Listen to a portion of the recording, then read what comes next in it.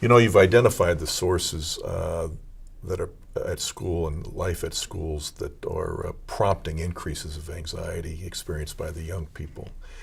And the youth minister is going to say, I just don't have much control over that.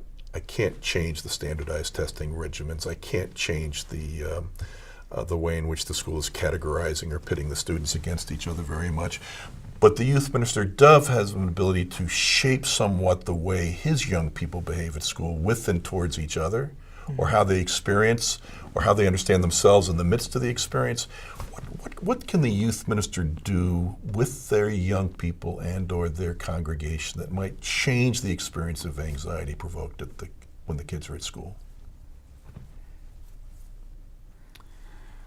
Well, I think a couple of things are essential, and they're pretty basic, but they can be difficult to implement too. I think the first is giving them a space to talk about their experience, to tell their story, with all of its questions or concerns included, anxiety in this case. So allowing them a space to articulate that experience in whatever way feels natural or most life-giving to them. And along with that, I think trying to offer up some alternative narratives, if you will, some different ways of thinking about that experience or framing that experience, and offering, in the case of the Christian story and Christian faith communities, an alternative perspective on what it means to be valued as a human being, what it means to experience oneself as loved by God and loved by oneself and loved by others, and to try to detangle that to some extent from the pressures of status and achievement and not being able to fail that many kids wrestle with on a daily basis. So awareness, conversation, space to talk about those experiences, and then offering up alternatives for framing them and living into them in different ways. Mm-hmm.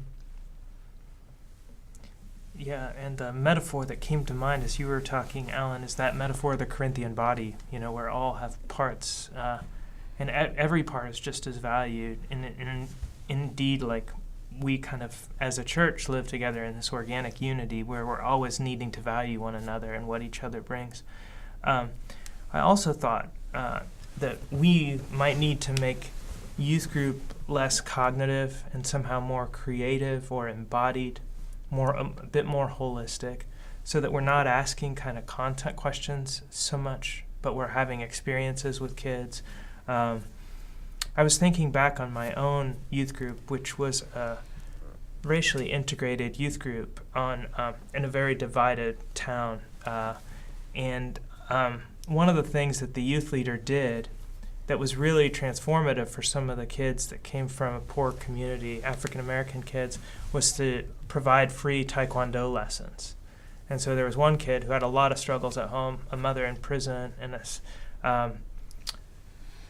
was just struggling in a lot of ways, but was regularly involved in Taekwondo at the church, and kicking and stretching, hi-ying, and it all was very kind of gritty and visceral, and it seemed to help a bit. It wasn't everything, but it seemed to be helpful.